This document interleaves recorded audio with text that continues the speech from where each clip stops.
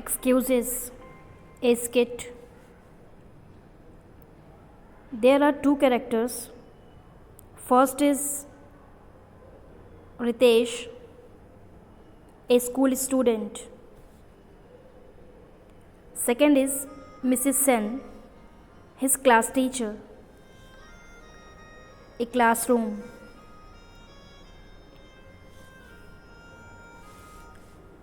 May I come in, madam? Now, don't you think you are early? Pardon, ma'am? I mean, for the second period. You are too early for the second period. I am so sorry, ma'am. I am really sorry. I started well in time from home. You won't believe what happened. We'll see. Let's hear the story first. What happened? Nothing short of an earthquake, I am sure. No, ma'am. Really, ma'am. Honestly, ma'am. Go ahead. Go ahead.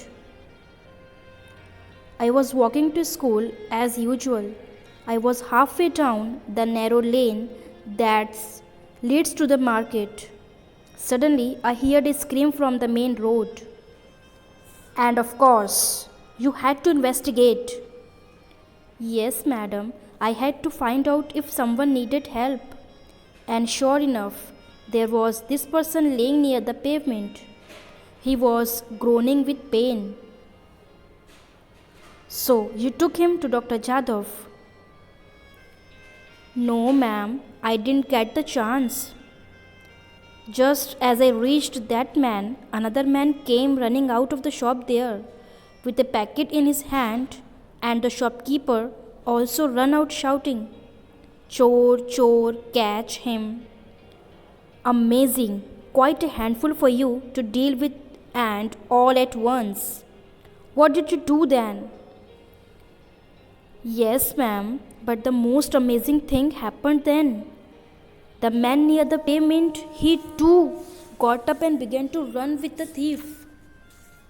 Without losing a moment, I ran after them.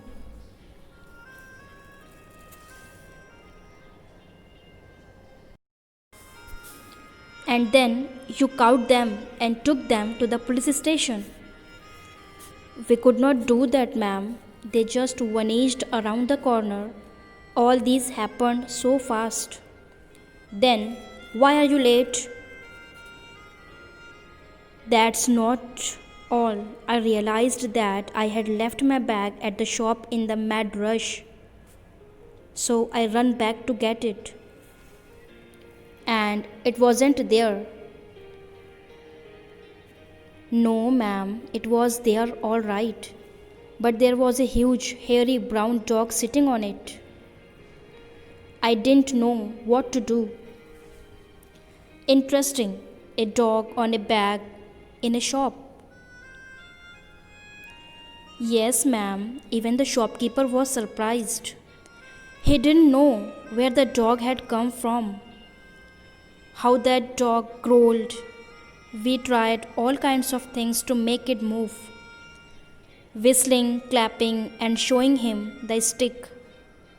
But he would not budge, and I could not leave without my school bag. But I see that you got your bag finally. Yes, ma'am. Finally, the shopkeeper gave me some biscuits. I offered the biscuits to the dog and lured him away from the bag. Okay, so let's say that accounts for 15 minutes.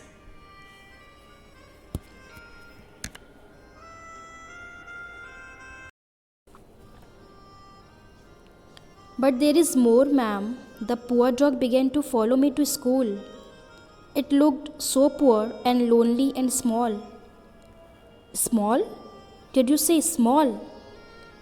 I mean, young, ma'am. It was big in size, but it was only a puppy, really, and it looked lost. Maybe it was looking for its mother or owner, and I thought it was asking for my help. So I began to inquire with the other shopkeepers and passers by. but nobody could tell and could not leave it behind. And then you found the owner. Who was it? That's the funny part, ma'am.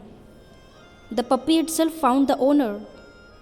It saw someone across the road and just bounded towards the person. I was so relieved.